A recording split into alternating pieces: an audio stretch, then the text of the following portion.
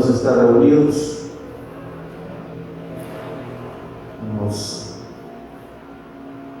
Nos es un triunfo, nos es una victoria estar en la casa del Señor. He dicho otras veces, y lo repito ahora, solo Dios sabe por qué circunstancias ha pasado cada uno para lograr estar aquí. Y nos sentimos agradecidos, contentos de estar en la casa del Señor. Hoy, para darle seguimiento al estudio del libro de los Hebreos, nos corresponde el capítulo 11. Y es importante que no perdamos la visión general del libro, el contexto de lo que estamos estudiando. En el contexto dice, y haciendo alusión a las palabras de Habacuc 2, 3 y 4, y que las repite también el mismo apóstol Pablo en la carta a los Romanos, el justo vivirá, el justo será salvo por su fe.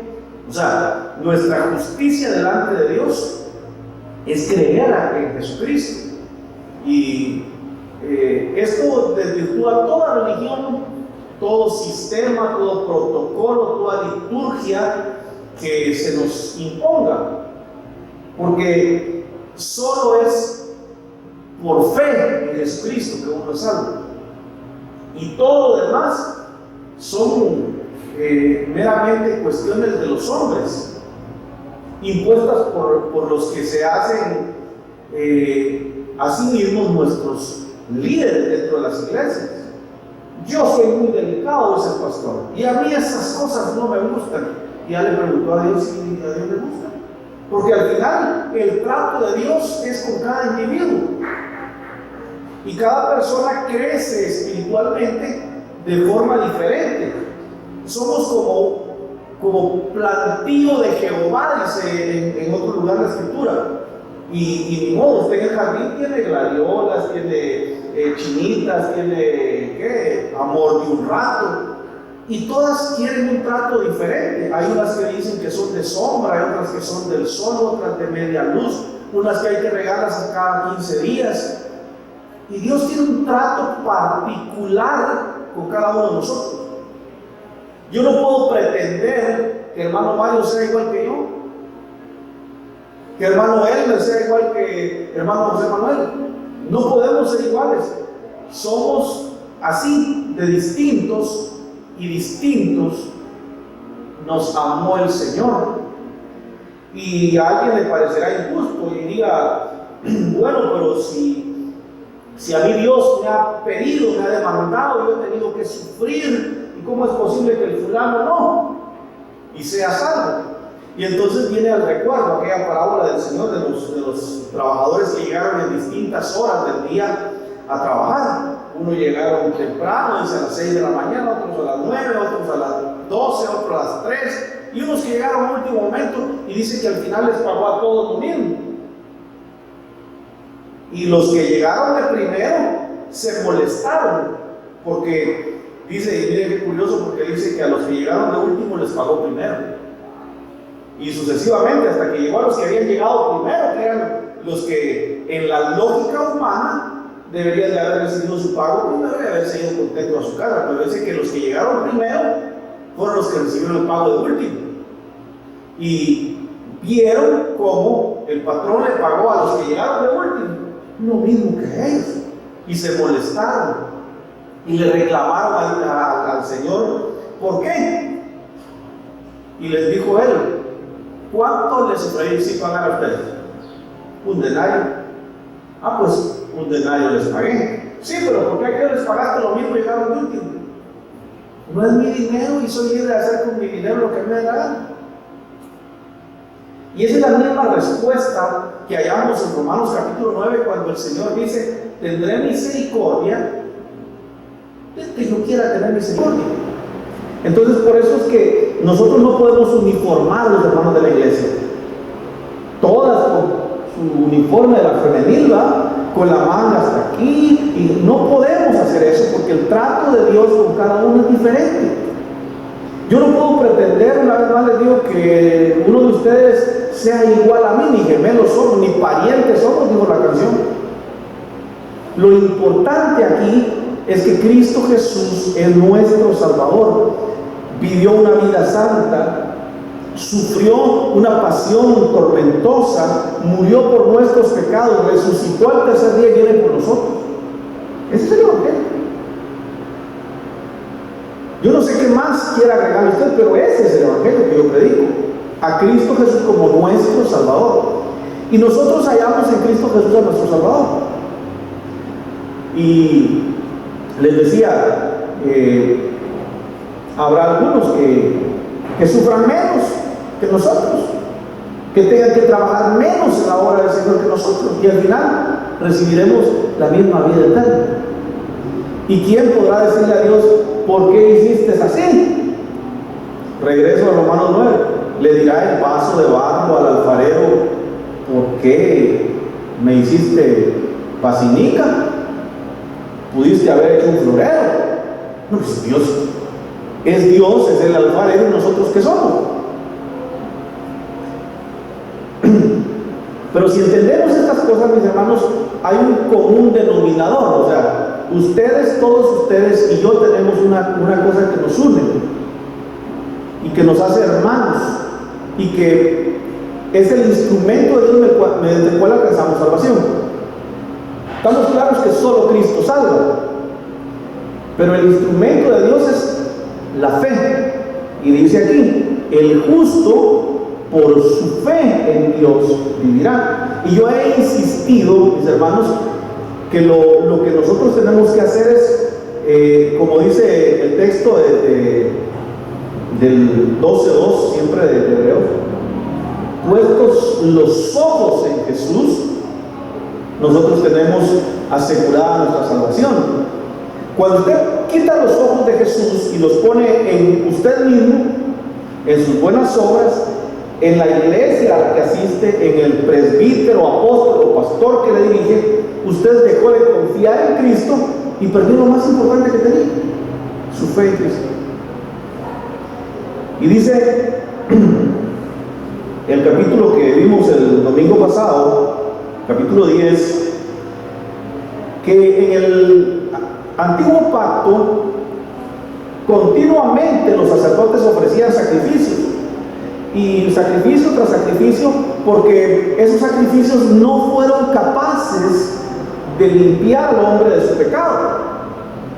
Pero Dios hizo algo distinto en Jesucristo. Jesucristo no entró al templo hecho de manos de hombres, sino que Jesucristo entró al cielo mismo para ofrecerse como la ofrenda, como el sacrificio por nosotros. Y dice que con un solo sacrificio hizo perfectos una vez y para siempre a sus escogidos.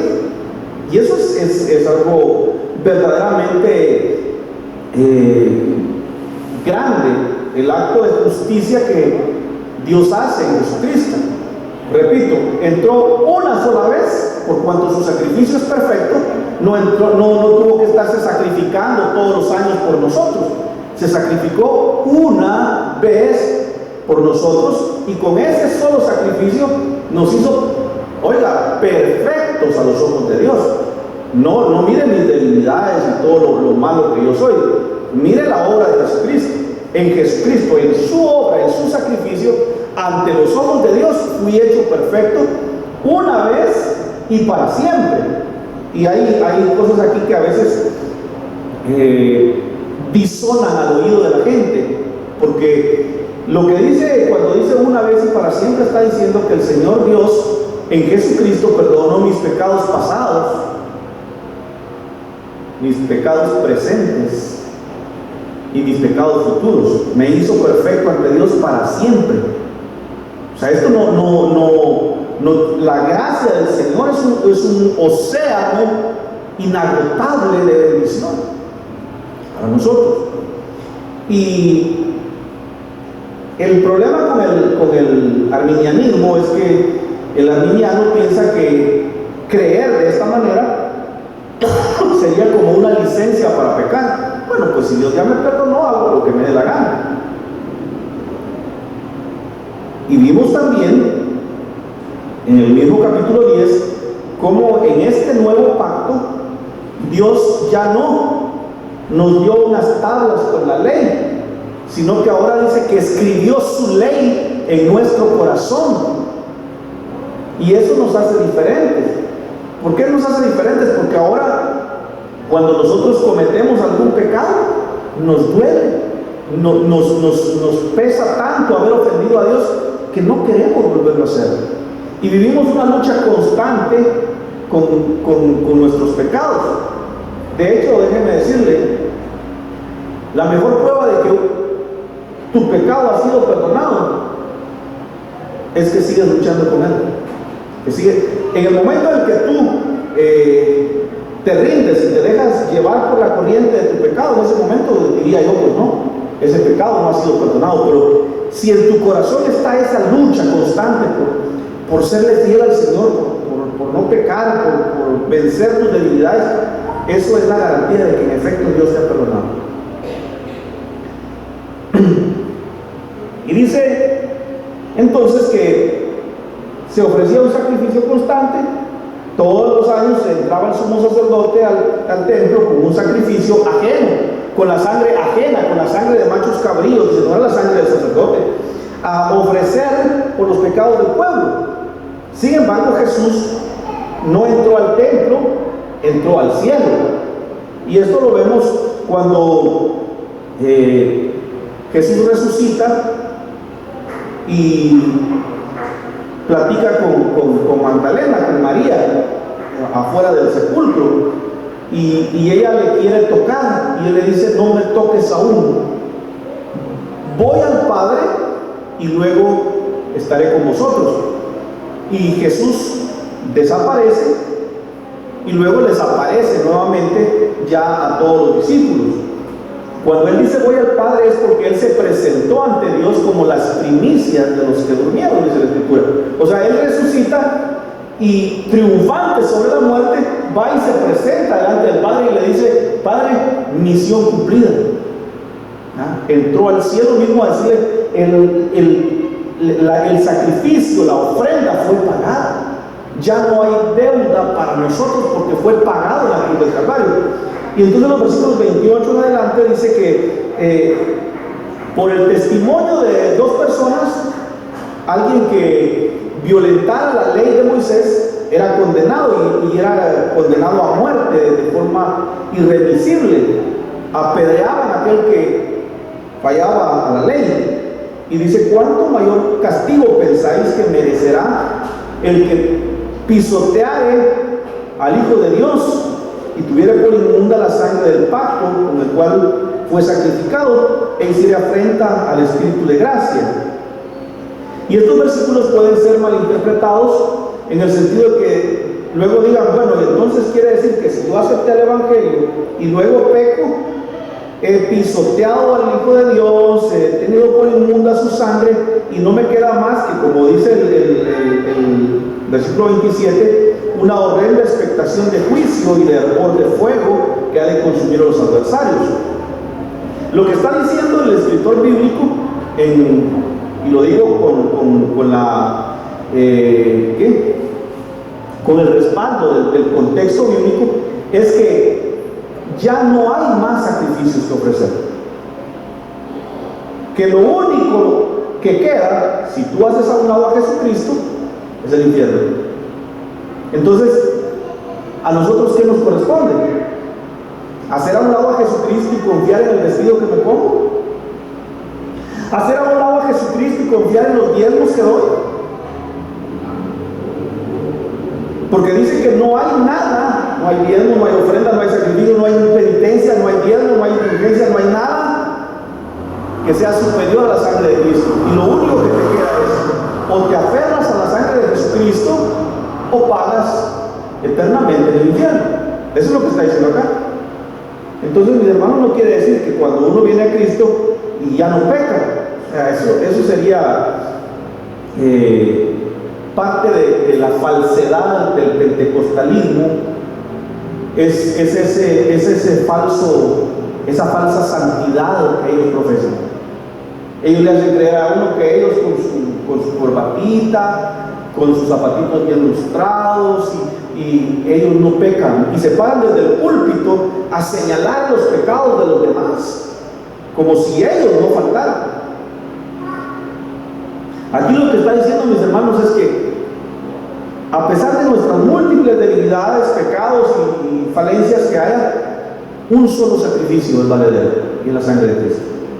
Si usted hace a un lado la sangre de Cristo y quiere confiar en otra cosa, entonces dice que es como pisotear al Hijo de Dios y tener por inmunda la sangre del pacto y hacer afrenta en contra del Espíritu de gracia. Entonces, aquí lo que nos queda es confiar, creer que su sangre es suficiente para mí. Nunca permita que nada ni nadie quite su mirada del sacrificio que Cristo Jesús hizo en el Calvario. Todo esto como introducción para pasar al capítulo 11. ¿Por qué? Porque de lo contrario malinterpretamos la Escritura. Necesitamos entender el contexto, entender lo que dice antes y lo que dice después. Y dice entonces el versículo 38, capítulo 10: mas el justo por la fe vivirá. Y si no retrocediere, y dice, y si retrocediere, no le agradará a mi alma. Que esa es una situación hipotética. Y si retrocediere, pero no es así. Claro, dice el versículo 39, pero nosotros no somos de los que retroceden, sino de los que tienen, ¿cómo dice? Fe para preservación del alma. Entonces, aquí la clave del Evangelio es la fe, es la confianza en Dios. Y quiero decirles, mis hermanos, el pecado más grande que comete la iglesia contemporánea es falta de fe, falta de confianza en Dios. ¿Qué voy a hacer mañana? Que no tengo dinero, que ya vienen a cobrarme. ¿Estás confiando en Dios? Y luego viene Satanás con uno de sus demonios y te dice: ¿qué estás haciendo en el Evangelio? Estoy mejor yo que vos. Mira, a mí ni gripe me da, le dicen a uno. Un bolo, le digo así a mi hermana: ay Dios, ¿qué están haciendo ustedes en el Evangelio? Le digo: a mí ni gripe me da. Hace poco lo penaron en puras bolas por las 4 piedras. Les digo, mis hermanos, no va a faltar quien quiera quitarnos esa prenda preciosa que es la fe y a decirnos: ¿qué estás haciendo en el Evangelio? Y te van a dar argumentos de peso. Mírate, si eso que hiciste es pecado, ese odio que guardas, esos tus arranques de enojo, y van a empezar a señalar las cosas que son ciertas. Y no vamos a tener argumento para decirles no. ¿Por qué? Porque Satanás no viene a desvirtuar el sacrificio de Cristo, viene a señalarte tus errores. Y cuando Satanás viene a señalarte tus errores, tú señálale a Jesucristo. Fíjense cómo es tremendo, porque uno esperaría toparse con un endemoniado y que el demonio le hable el labio del endemoniado, ¿no? Y sucede, ha sucedido. Por ahí tuvimos una hermana que antes de ser cristiana estuvo endemoniada. Llegaban los pentecostales a orar ahí: que yo te echo fuera. Y les contestaba el demonio: si a vos te conozco, si vos vivís con la fulana. Y empezaba a escarpar toda la historia del pastor que llegaba a orar. Ya nadie quería llegar a orar por esta persona.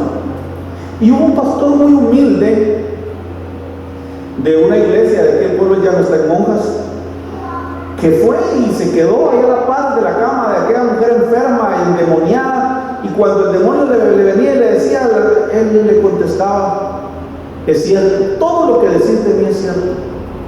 ¿Y qué decís de Jesucristo? Porque mi Salvador es Él. Yo no vengo a hablarte en mi nombre, vengo a hablarte en el nombre de Jesús. Y el demonio se sujetó y aquella mujer fue sana, fue libre. Hasta el día de hoy le sirve el Señor. No digo nombre porque no he pedido permiso de esta persona para que viene la fulana. Pero, hermanos, quiero decirles que nuestra fe es la prenda, es el tesoro más grande que alguna vez hayamos recibido de Dios. Confiar en Jesucristo es lo más grande que podemos tener. Y este capítulo 11 que tenemos frente a nosotros hoy, que no creo que podamos avanzar mucho en él porque es una bomba, está lleno de tanto para aprenderle, que tal vez vamos a tocar un par de versículos.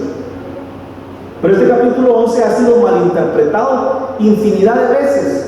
Y luego nos dicen, es pues la fe, la certeza de lo que no se ve, la convicción de lo que se espera. Sí, eso es la fe. Pero mire, realmente la fe no es para mover una montaña de un lado a otro.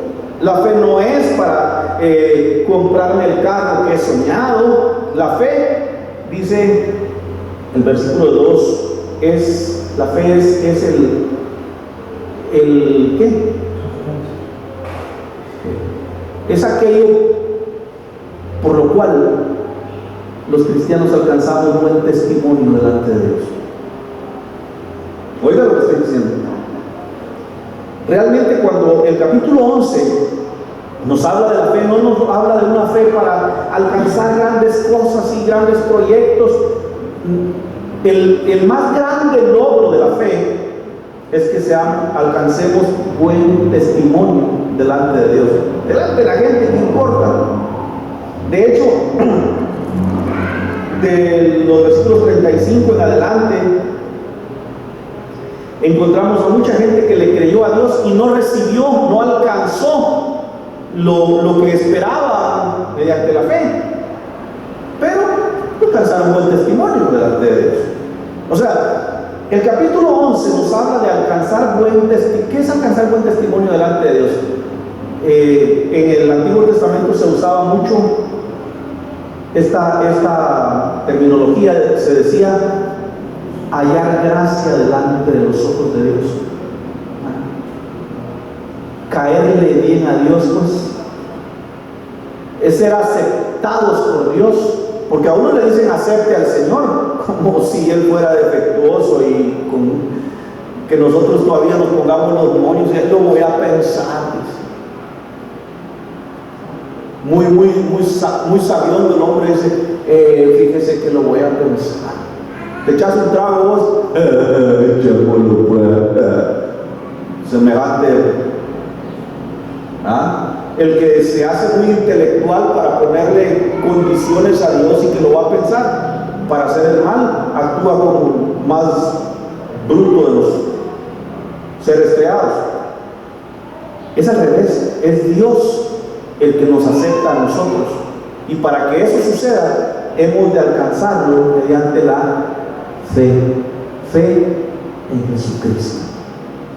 Todo es en Él, por Él y para gloria de Él. No cabe la idea, el concepto de un creyente orgulloso de ser evangélico. No puede ser, porque todo es por Él, para Él y de Él. O sea, realmente, hermanos, no tenemos nada que ser nuestro. Empezando desde la vida, desde el aliento de vida, se lo debemos a Dios. Si algo hemos alcanzado en la vida, ha sido Dios, en su misericordia. Si alguien se cree justo y bueno porque no ha pecado, no ha hecho el mal, es una buena persona, si acaso eso fuera cierto, no es en tus fuerzas, es Él. Y si estás confiando en eso bueno que tú crees que eres, vas directo al infierno. El infierno va a estar lleno de gente que se dice buena, que se cree buena y que asume nunca haber pecado. El infierno va a estar lleno de personas que, como yo, hemos reconocido nuestra inutilidad, nuestro pecado, nuestra imperfección, y nos hemos humillado a los pies de Jesucristo y hemos puesto todas nuestras esperanzas en el sacrificio del Calvario. Ese es el evangelio que realmente nosotros debemos de asumir, el evangelio que nadie quiere predicar, porque quieren enseñarnos un evangelio condicionado. Sí, pero mire, si usted no da los diezmos, está robándole a Dios. ¿Y a dónde van los ladrones? Y haga cuenta que no le está robando a su prójimo, le está robando a Dios.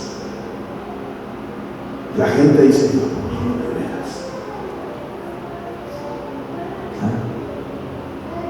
Por poner un ejemplo, pero ¿cuántas exigencias, cuántos rudimentos le pone la iglesia a sus adeptos como condicional.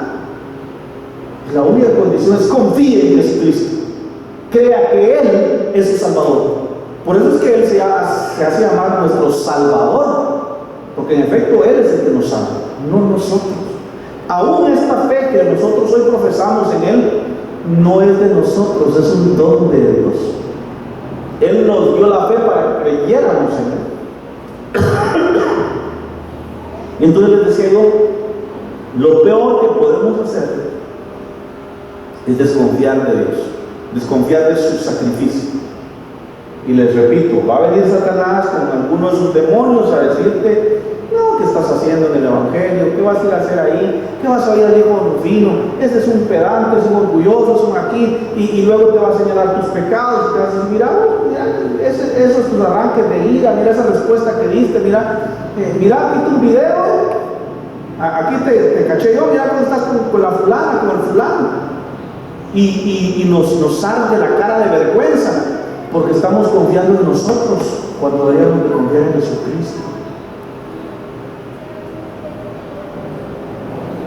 Los pecados no se niegan, se confiesan y se abandonan.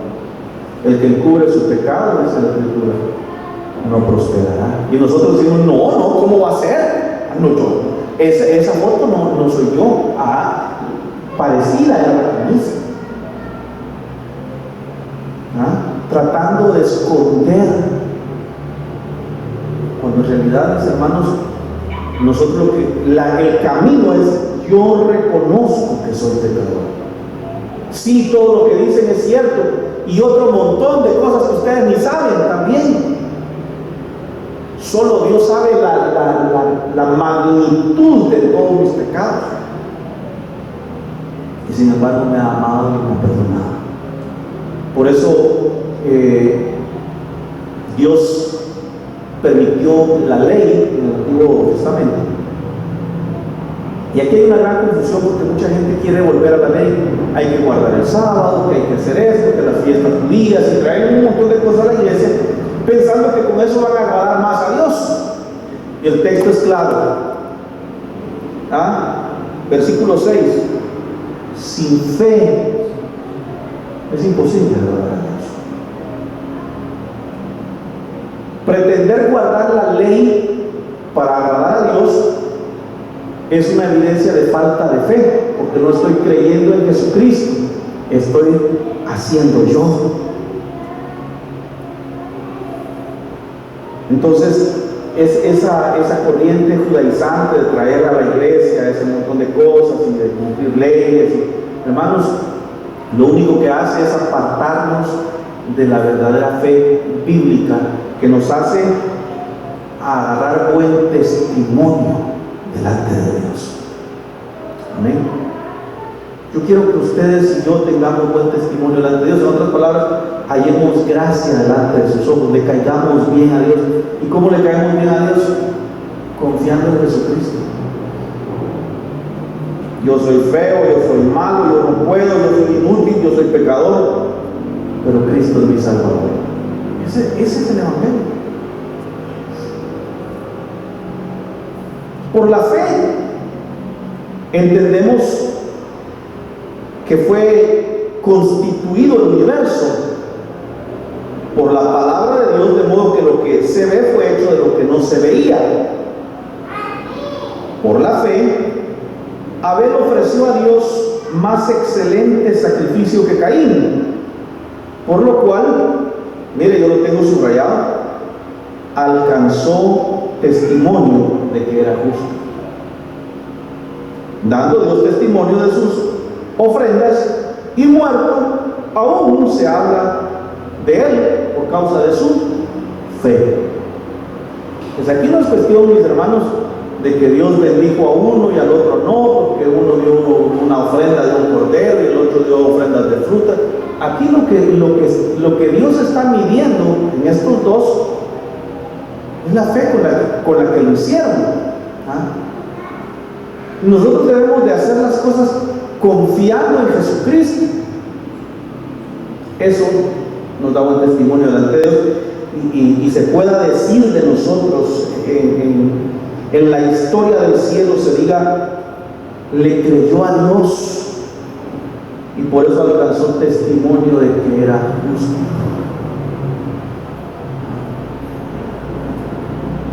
Ante los ojos del mundo nosotros podemos ser ahorita está el notición de que mataron al Farruko Pop, y uno ve la hipocresía. Aquel gentío, ay, que pobrecito, lo mataron esperando que entregaran el cuerpo en el INASIF. Una multitud de gente. ¿Cómo hubiera sido feliz el Farruko que cuando fue a la academia toda esa gente le hubiera ido a apoyar? No, pero ya muerto. ¿Ya?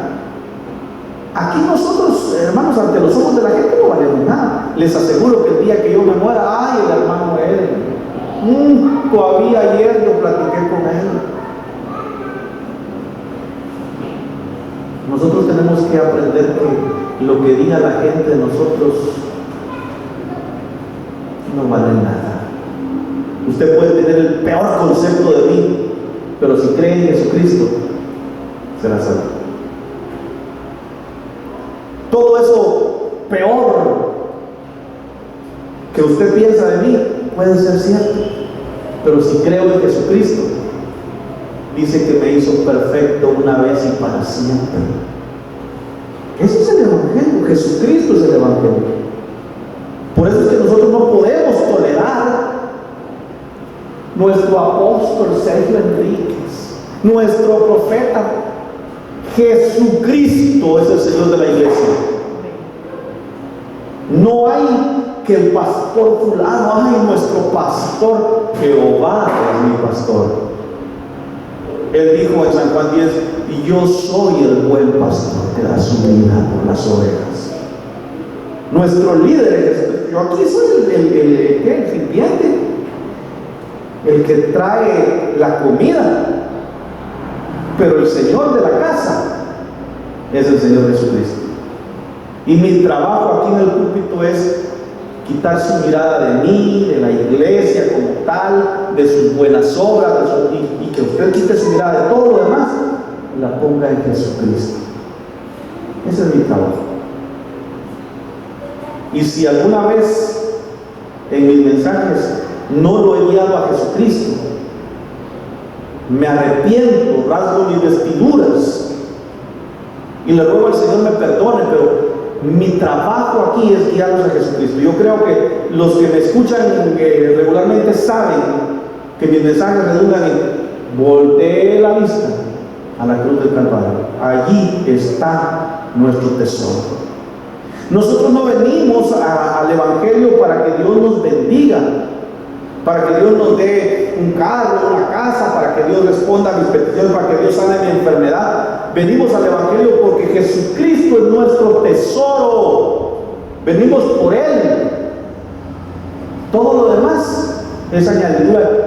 Y mi mayor gusto le siente uno a las cosas de este mundo cuando las alcanza, porque nuestro mayor gusto es Jesucristo. Eso debe ser el Evangelio que no se predica. Por la fe no fue transpuesto para no ver muerte, y no fue hallado porque le transpuso Dios.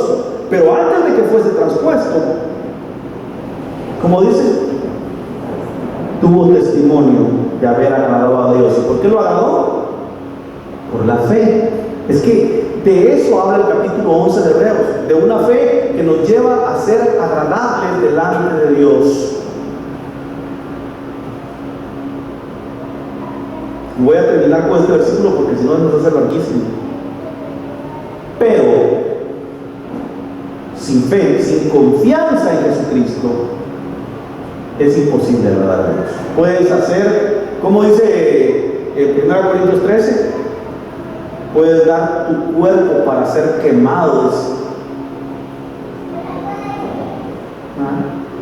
Si no tuvieras el amor de Dios en tu vida, de nada te sirve. Entonces, dice, sin fe es imposible. No hay nada, absolutamente nada en el mundo que pueda sustituir sacrificio de Cristo Jesús. Nuestra salvación depende en un 100% absoluto de lo que Él hizo en la cruz. Si te han predicado un evangelio donde Jesús puso el 99% y tú tienes que poner un 1%, ese ya no es el evangelio, ya no sirve. Oí a aquella señora apellido Font, que dice que es pastora, esposa del apóstol Font, decir que el Señor Jesucristo pagó el 60% de nuestra salvación y el otro 40% lo pagamos nosotros con nuestros diezmos. Eso es una herejía de lo más asqueroso que hay. Y es por eso, mis hermanos, que allá en el capítulo 3 de Génesis dice: desearás estar por encima de tu marido, pero él será tu Señor. Por eso es que en la iglesia debe haber un pastor, no una pastora, porque ese es el orden de Dios. Pero el hombre será tu Señor, y luego ese hombre será responsable de enseñar la verdad. Pero este señor dice que es apóstol y la mujer es la que sale predicando semejantes barbaridades. Hermanos, la salvación es obra 100% de Jesucristo. Nosotros ni queríamos ser salvos, ni queríamos ser salvos. Estábamos muertos en delitos y pecados, dice Efesios capítulo 6. ¿Y los muertos qué quieren? Seguir durmiendo. Ahí están bonitos en la tumba. Pero Él nos dio vida y dijo: Lázaro, Lázaro. Y el que estaba muerto cobró vida, oyó su voz y dijo: sí, ahí voy. Y venimos a Cristo y creímos en Él. Obra de que Él nos dio vida, porque antes de que Él nos diera vida estábamos muertos. El nuevo nacimiento, mis hermanos, no sucede cuando la gente levanta la mano de la iglesia y dice: así, yo acepto. El nuevo nacimiento sucede allá en la cantina. Alguien empieza a creer en Dios porque allí Dios le dio vida y dice: yo quizá voy a ir a la iglesia mejor. A mí, ¿qué estoy haciendo aquí? Mi papá contaba que de goma, una mañana el 1 de enero, de goma, dijo: ya no vuelvo a chupar. Y llegó el compañero con el que había libado la noche anterior y le dijo: vamos a quitarnos la goma. Y él le dijo: no. Fíjate, le digo que los evangélicos iban anoche para el culto, a las 7, a las 9 venían de regreso felices con sus familias a comer sus tamales de año nuevo. Ahorita lo vas a ver con ganas de trabajar, y nosotros aquí todos enfermos a causa de nuestro vicio. Y le dijo el otro: fíjate que yo hasta soñé que era evangélico. ¿Qué decís si vamos hoy en la noche? Y se fueron al culto esa noche del 1 de enero a entregarle su vida al Señor. ¿En qué momento surgió el nuevo nacimiento? ¿En la iglesia o antes, cuando Dios tocó su corazón y oyeron la voz que les dijo: Lázaro? El nuevo nacimiento es lo que nos permite creer. Y entonces, mis hermanos, no podemos nosotros nunca pensar que un granito de nosotros aporta algo a la salvación. La fe que tenemos en Él también nos fue dada en Él. Así lo dice Efesios 2, 8 al 10. Porque por gracia sois salvos por medio de la fe. Y esta fe, dice, no es de vosotros, también es un regalo de Dios. Dios nos ha dado ese regalo precioso, el más grande tesoro que nosotros tenemos, la prenda más maravillosa que el Señor nos ha dado, es creer en Jesucristo. Nunca, por nada del mundo, empiece a pensar: yo porque tengo tantos años en la iglesia, yo porque mi papá es pastor, dice alguno. Dios no tiene nietos. Hermano, no hay nada. Yo quiero que estemos bien claros: solo Cristo salva. Ese es el evangelio. Crea en su sacrificio. Cuando Él murió dijo: consumado es, terminado está, hecho está, no hay nada más que pagar. Nuestra deuda fue pagada en la cruz del Calvario. Usted no le debe los diezmos a Dios. Cristo Jesús son nuestros diezmos, nuestras primicias, nuestra ofrenda, todo quedó cancelado ahí. Ya lo que nosotros damos aquí es mera gratitud, pero delante de Dios no hay deuda. No es que usted le esté robando a Dios, no hay deuda, fue pagada en la cruz. Así es que le repito,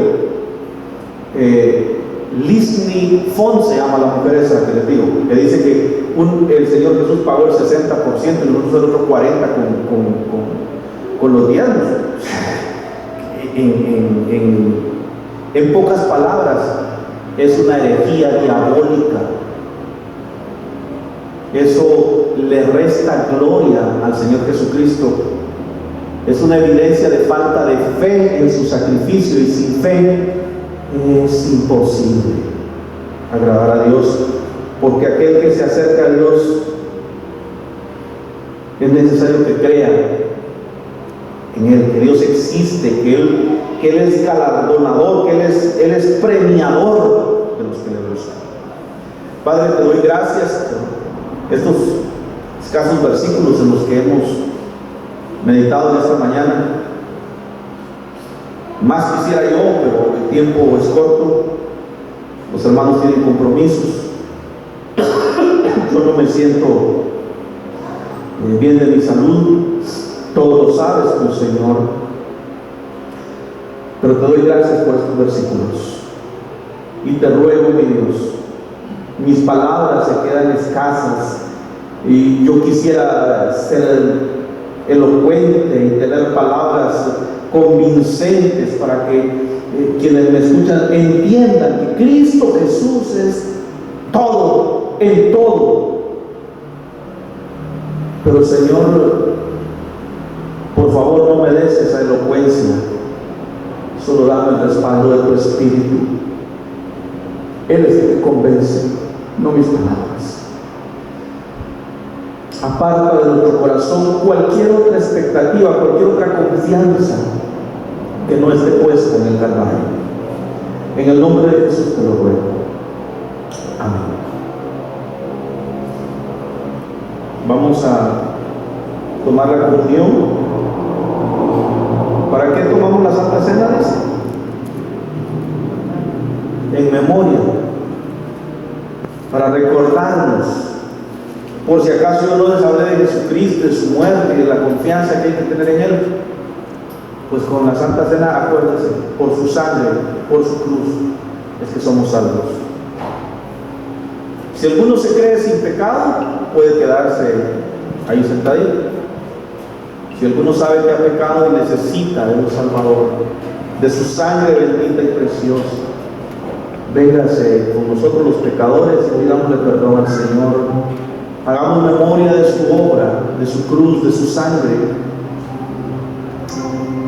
y Él es fiel y justo para perdonarnos.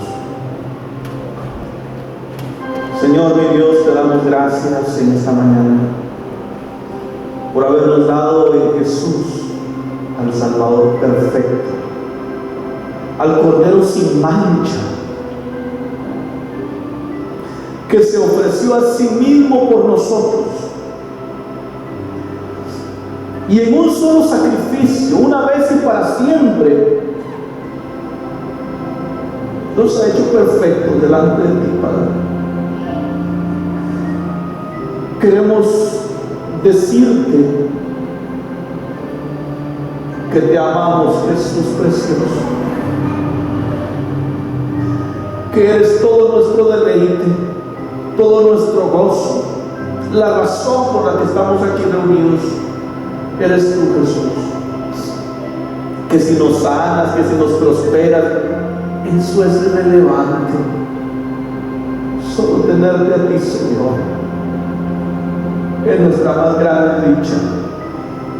Te rogamos en esta mañana, Señor, que nos perdones. Hemos pecado, hemos sido injustos, hemos mentido, hemos robado, hemos codiciado, hemos fallado en todos los mandamientos de la ley. Así dice la Escritura, que cualquiera que fallare en alguno de estos mandamientos, culpable será de todos.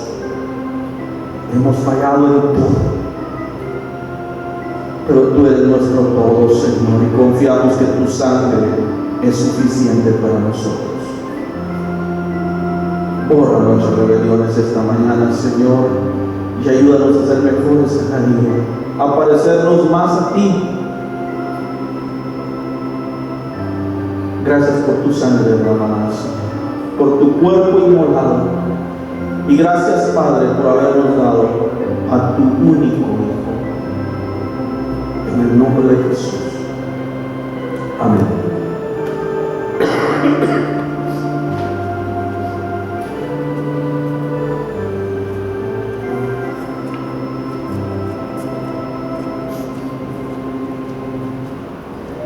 Estos elementos solo son un recordatorio que es por su cuerpo inmolado y por su sangre derramada.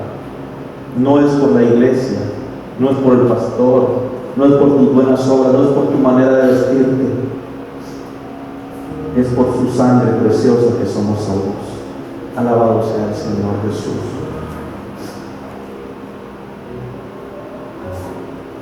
Dice que a él no le quitaron la vida de sí. Yo pongo mi vida y la vuelvo a tomar. O sea, esto, mis hermanos, nos quita la idea de que Jesús fue un mártir de los hombres malos. No, Él se ofreció por nosotros. Él quiso ir para que usted y yo no fuéramos al infierno. Lo recordamos con amor y gratitud esta mañana, porque yo recibí del Señor este mandamiento que también os he enseñado.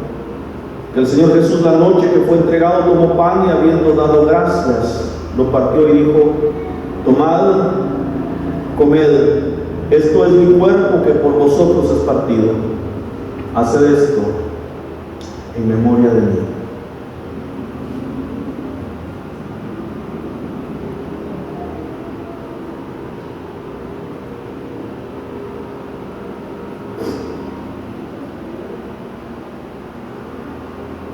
Asimismo tomó también la copa después de haber cenado, diciendo: esta copa es el nuevo pacto en mi sangre. Haced esto todas las veces que la bebiereis en memoria de mí.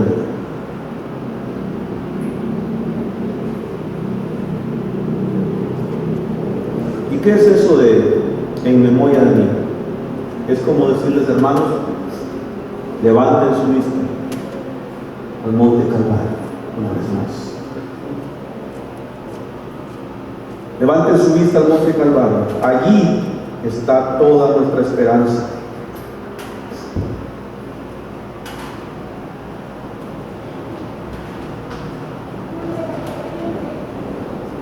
En el monte Calvario estaba una cruz, emblema de afrenta y dolor.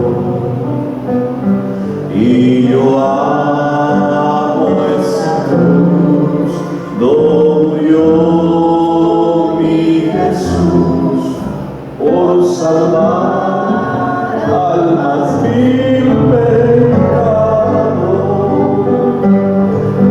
Oh, yo siempre amaré esa cruz, en sus triunfos mi gloria será, y algún día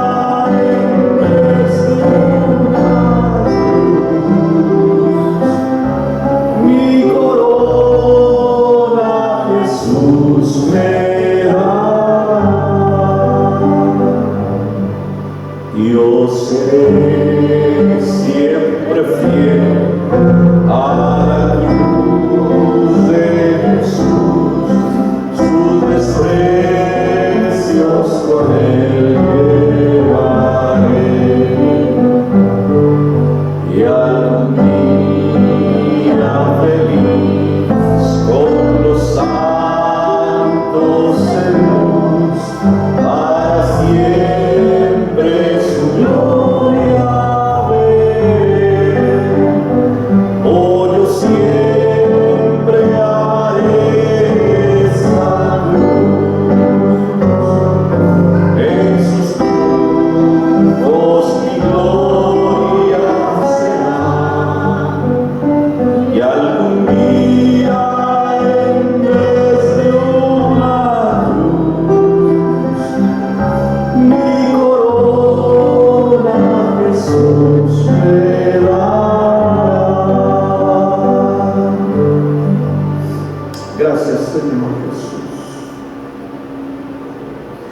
En el monte Calvario estaba una cruz, emblema de oprobio y dolor.